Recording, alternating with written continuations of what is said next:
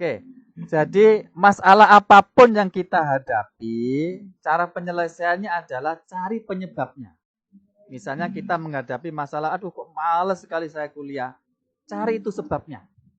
Pertama dicek, jangan-jangan malesnya itu karena teman. Kalau sampean sebagai mahasiswa bergaul dengan teman yang males itu menular. Nah, berarti solusinya ya menjauhi teman yang males, ganti teman yang baru. Oke, coba dicek lagi. Jangan-jangan males itu karena tidak tertarik kepada mata kuliahnya. Aduh, apalah mata kuliah ini nggak ada manfaatnya, misalnya itu bisa menimbulkan kemalasan. Maka solusinya ya bukan menjauhi teman. Nah, bagaimana? Ya cari informasi atau sowan bertanya kepada dosen terkait dengan apa sih manfaatnya kuliah ini, mata kuliah ini. Meyakinkan kepada diri sendiri bahwa yang dilakukan itu ada manfaatnya. Karena orang cenderung tidak tertarik kalau dia tidak sadar apa manfaat dari apa yang dilakukannya. Ya jelaslah manusiawi lah itu ya. Kalau sesuatu yang nggak manfaat kepada dirinya, itu ya otomatis nggak tertarik dan kemudian males-malesan. Nah, maka solusinya seperti itu. Yang berikutnya, males itu bisa terjadi karena sesuatu tadi itu tidak terkait langsung dengan kita. Sehingga kita tidak tertarik. Alah apa itu? Itu biasanya begitu kan? Nah, ketika itu terjadi, solusinya ya beda lagi dengan solusi pertama dan kedua. Nah, misalnya berusaha untuk bagaimana mencocokkan apa yang dipelajari itu dengan kondisi kita. Kalau dalam ilmu ilmu pendidikan atau ilmu pembelajaran namanya pembelajaran kontekstual. Jadi apa yang dipelajari itu kita kontekstualkan dengan apa yang menjadi kebutuhan kita. Sesuatu yang menjadi kebutuhan kita itu pasti menarik. Nah itu kira-kira intinya.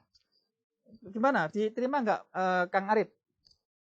Siap Pak, siap Pak. Nah gitu, kira-kira itu. Memang caranya begitu itu. Yang berikutnya, yakinlah bahwa sekecil apapun usaha sampean sebagai mahasiswa untuk melawan kemalasan itu tidak sekedar menghasilkan kesuksesan di masa depan, tapi itu ada pahalanya tersendiri di sisi Allah Subhanahu wa taala. Nah, kalau ini urusan tauhid, yang ini tauhid. Yang ini urusan akidah, tauhid. Itulah tauhid. Jadi melakukan apa-apa termasuk proses pembelajaran itu tetap harus dikontekskan dengan konteks ibadah kepada Allah. Misalnya teman-teman harus bersabar mendengarkan apa yang saya sampaikan ini. Kadang-kadang mungkin nggak suka tapi harus bersabar dan sebagainya. Kesabaran seperti itu tetap tolong diniatkan untuk ibadah. Jadi gampangnya begini, ibadahnya mahasiswa itu ya dengan cara belajar. Belajar itulah ibadahnya mahasiswa. Jadi jangan pernah memisahkan antara aktivitas belajar dengan aktivitas ibadah kepada Allah. Nah, Imam Syafi'i itu bersabda, bahkan belajar itu lebih utama daripada sholat sunat. Sholat sunat ya, bukan sholat fardu ya. Sholat fardu kan mutlak. Sholat sunat. Jadi teman-teman nongkrong begini ini, belajar dengan saya begini ini, itu jauh lebih utama daripada sholat sunat. Jadi ibadah yang luar biasa begini. Nah, barangkali dorongan ibadah seperti itu membuat kita semangat karena ada iming-iming pahala nanti di akhirat.